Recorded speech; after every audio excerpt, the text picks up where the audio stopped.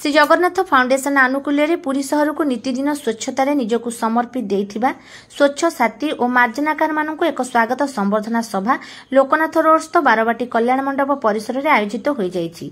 एही उत्सव को मुख्य अतिथि रूपे समाजसेवी तथा E24 हॉस्पिटल परिचालना निर्देशक राजेश मिश्र महाप्रभु निकटरे प्रदीप प्रज्वलन पूर्वक उद्घाटन करथिले। एभली कार्यक्रम निश्चित भाव एक महान कार्यक्रम एवं एहिभली आयोजन द्वारा स्वच्छता कार्य करुथिबा युव समाज निष्ठार सह कार्य करिबारे अग्रसर हेबे बोली आशा प्रकट करथिले। उत्सव स्वतंत्र सम्मानित अतिथि रूपे जोग देइथिले विशिष्ट ओडिया चलचित्र तारका अश्रुमोचन महांती। मुख्य वक्ता रूपे पुरी सदर वरिष्ठ पुलिस अधिकारी रविनारायण भंज योगदान करथिबा बेले सम्मानित अतिथि रूपे पौरपालिकार इंजीनियर भगवान बेसरा, एडवोकेट डॉक्टर प्रधान धीरेन्द्र राय, समाजसेवी तथा दि बेल अध्यक्ष सिद्धार्थ राय प्रमुख योगदान करथिले। स्वच्छ साथी हेउचंती आमर परम बंधु एवं आमे समस्ते सेमानकु आदर करिबा निहाती आवश्यक बोली अतिथि माने मतपोषण करथिले। अनुष्ठान सभापति बुधिया बारिक सभापतित्व संपादिका रिंकी बारिक अनुष्ठान विवरणी उपस्थापन करथिले।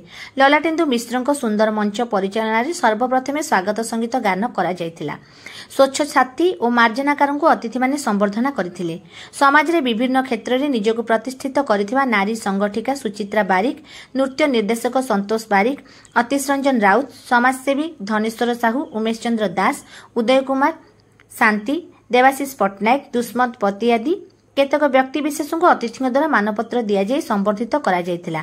नर्मदा महाकुड़, आराधना पंडा, सस्मिता शतपथी, झांसी राणी मिश्र, पिंकी मल्लिक, सुभाषिनी महांती, राजलक्ष्मी दास, मधुस्मिता महांती, मनीषा महांती, रुबिलता बेहेरा, संध्याराणी मुखी, बुद्धिमती बारिक, झुना प्रधान, प्रतिज्ञा बारिक, सुली नायक और पूजा प्रधान इत्यादि सभ्य सभ्या यह कार्यक्रम को सफल करिबारे सहयोग प्रदान करथिले। शेषरे संपादिका रिक्की बारिक धन्यवाद अर्पण करथिले।